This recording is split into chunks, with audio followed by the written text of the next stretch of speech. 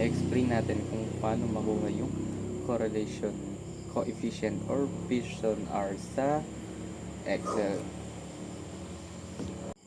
So, itong pinakasasagot natin is provided ni Sir Victor Estalera.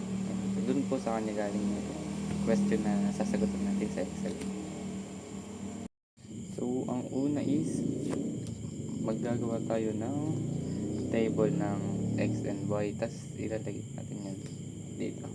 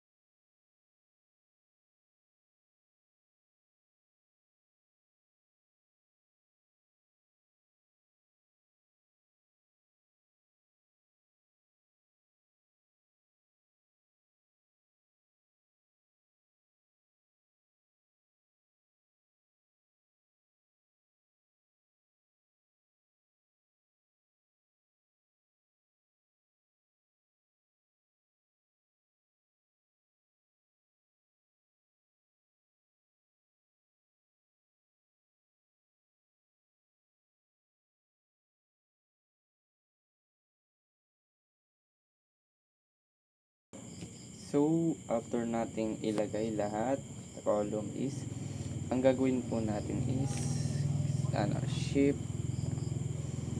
equals Corel. Then, tab. Tapos, ang una po natin kukunin na column is itong X. Sunod ay, kiklik po natin yung, so after po nun is, nakuha na po natin yung correlation coefficient or Pearson R. So, bakit nga po ba mahalaga na kunin natin ang correlation coefficient or Pearson R? So, para po makita kung gaano kalakas yung kanilang linear relationship between these two continuous variables. So, yun po.